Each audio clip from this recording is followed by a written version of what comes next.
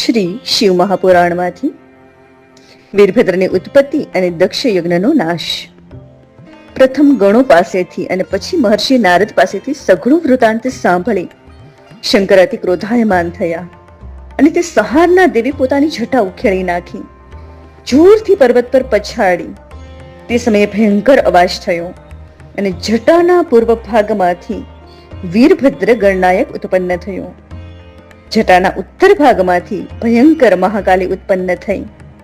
પછી રુદ્રના ક્રોધના ફૂફાડામાંથી 100 તાવ અને 13 સન્નિપાત ઉત્પન્ન થયા. શંકરે કહ્યું કે હે વીરભદ્ર, તું જય પામ. તારે મને સંતોષ આપવા જે કાર્ય કરવાનું છે તે સાંભળ. બ્રહ્માનો પુત્ર દક્ષ મારો વિરોધી થયો છે. તે ગર્વિષ્ઠ બની યજ્ઞ કરી રહ્યો છે. તેના યજ્ઞનો પરિવાર સહિત નાશ કરી અને તું જલ્દી પાછો આવ.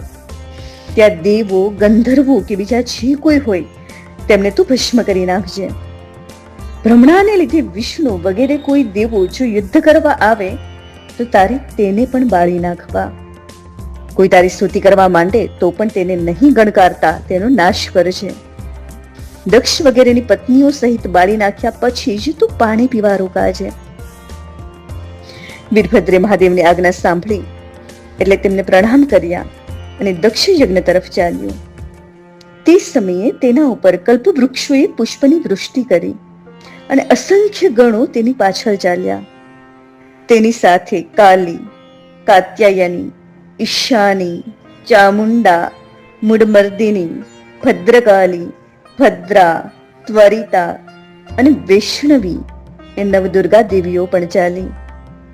ડાકિની, શાકિની, ભૂતો, પ્રથમો, ગૃહ્યકો, કુષ્માંડો, પરપટો, જટકો, બ્રહ્મ રાક્ષસો, ભૈરવો અને ક્ષેત્રપાલો પણ ચાલ્યા.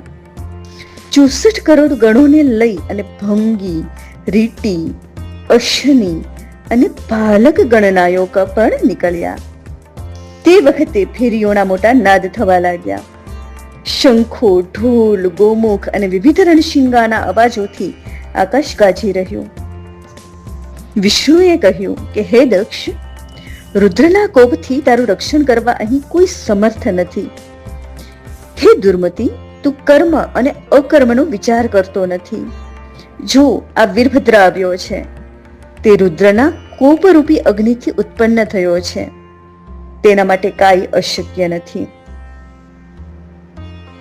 બાદમાં કેસરી સિંહની પેઠે મોટી તલવાર લઈને વીરભદ્ર યજ્ઞ સ્થાનનો વિધ્વંસ કરવા લાગ્યો. ગણનાયક મણિભદ્રે ભૃગુ મુનિને પછાડી અને તેની દાઢી મૂછ ઉખેડી નાખ્યા. ચંડે કૃષાના દાંત પાડી નાખ્યા. નંદીએ ભગદેવની આંખો ફોડી નાખી.